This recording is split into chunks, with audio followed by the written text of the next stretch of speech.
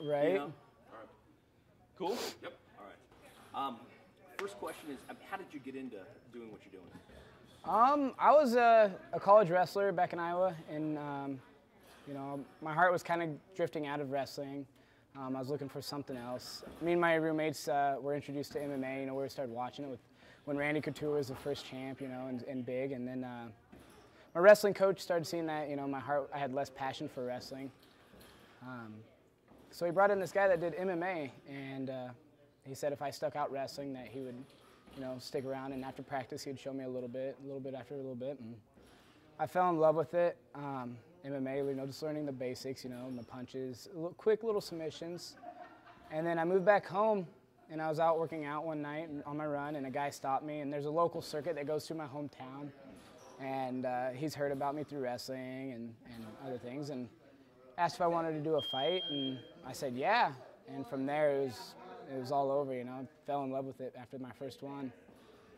And then you moved out to California. I mean, did you move out to California? Why didn't you stick it with it in Iowa? Why'd you move out to California? Is that part of the reason to come out and maybe more of an opportunity here, I guess? Exactly. I moved to Davenport from my hometown to a very famous camp up there in Militich.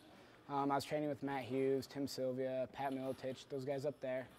And then me and my girlfriend at the time moved out here just because we felt like we could get more of an opportunity to learn each martial arts better, because back in Iowa we didn't have jiu-jitsu, we didn't have great boxers or Muay Thai fighters. We had in-your-face grinders, you know. There'd be 20 guys in the ring just like this, and we'd be fighting with everybody sparring at the same time like this. So it wasn't just you and me sparring, it was you and me sparring, but watching out for other people's punches and kicks as well, you know. So we felt like we could get more one-on-one coaching out here. So we moved out here and moved down to North Park and started training at a gym down there.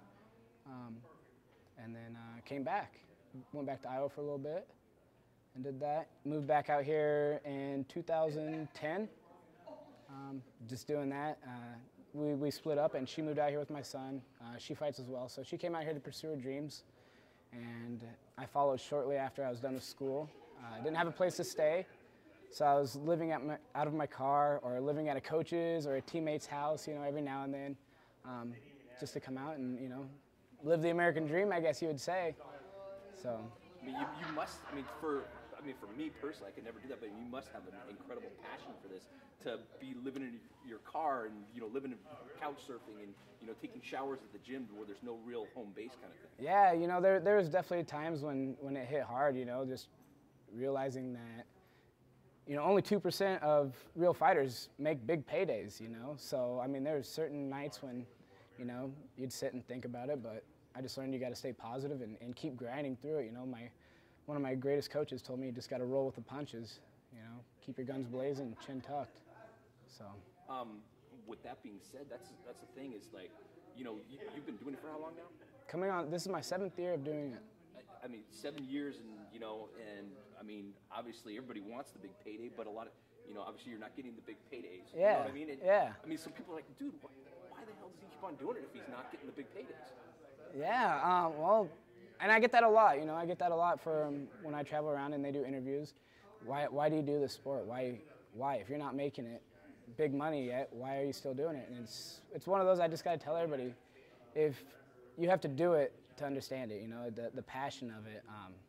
You know, I'm a fighter. I fight. Every day is a fight for me, you know. So being able to come in here and work out some frustration is just a whole nother level. Or experiencing a win, you know, knowing that I threw my body out there, blood, sweat, and tears, and at the end of the fight, you know, my hand was the one being raised.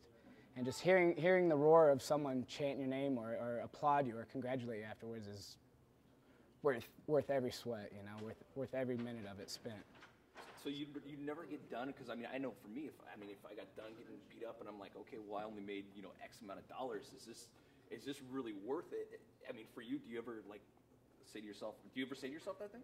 Yeah, definitely. You know, there's been times when I've fought a 3-round fight, you know, all the way to the distance, and the promoter took off with our paychecks. You know, every single one of the fighters, he walked out with like 60 grand, you know, so none of the fighters got paid. So it was like, really, you know, and I got split open, bad enough that I need stitches, and I was like, what am I doing this for? You know, and now that I have a son, you know, it makes me start thinking about my future. Why do I want to do this? But, you know, if anything I could say to him is do what you love.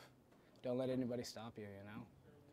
And another way you supplement your income is basically teaching what you know. It was almost like a natural transition to be a trainer, isn't it? Yeah, exactly. You know, I was thankful that Justin and Terry and these guys here at Team Quest offered me a job because I was just living from paycheck to paycheck from fighting, you know, and there were some months when I wouldn't have a fight. You know, I'd go 2, 3, 4 months without a fight, so I had to make that little bit of cash I did have last, you know, so it worked out great that I'm here, and I love it, being able to teach someone how to learn the martial arts properly, you know, not necessarily fight, but how to teach them how to do it properly, and the joy that they get out of it is worth it. So you're almost like getting like a double, I don't know if the word is double joy, but I mean, yeah, you know what I'm saying? Yeah, exactly. I know, and I feel like I'm lucky and blessed. You know, I don't consider this my job. I don't consider it a job because if you love what you do, it's not work. It's not your job. You know, you're lucky. You're blessed to be able to go in every day, day in and day out, punching in and punching out to do what you love. You know, and I realize that, you know, my dad works construction, and to see him come home at the end of the day just beaten and broken, you know, I'm just thankful that I can do what I love and stay semi-healthy, you know, minus a few injuries here and there.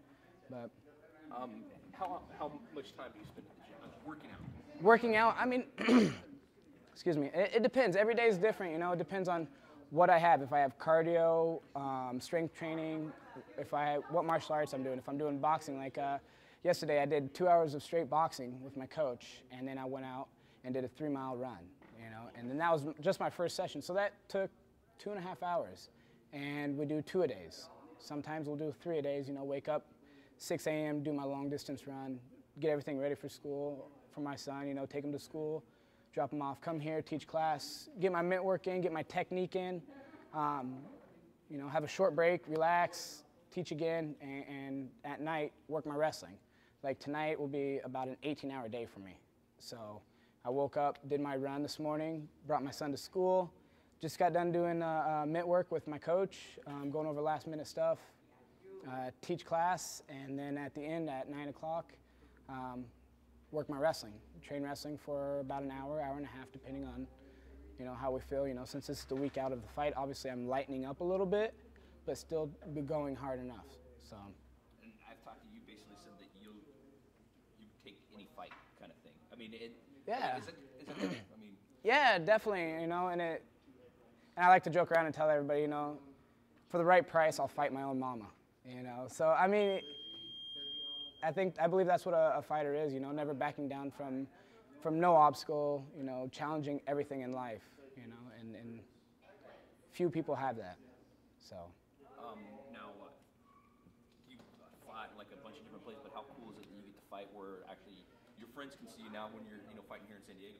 Oh, I am nervous. I am so nervous. It's awesome. I love it though. It's a great feeling. I haven't fought in front of friends or family in 5 years now. So my last time was out here, actually in San Diego in 2007. So I'm a little nervous, but at the same time, I'm excited and ready to show them what, you know, these last 5 years I've learned and as a fighter I've became and evolved to. So. And fighting too. The other thing is you basically got to see the world kind of a little bit, huh? Yeah, I've been blessed. You know, I've been to 5 different countries in the last, you know, just 2-3 years. You know, and I've been to almost every state that has MMA that's legal. I've been to their state to either train with fighters or actually to compete. So I've been very blessed to stay this healthy and do this good that I'm able to travel. So it's been an amazing adventure. Jesus, dude, you give me more crap than I need. Yeah? That's pretty much how I was feeling the whole time. I was like, Jesus, he keeps on giving me good sound bites. How the fuck am I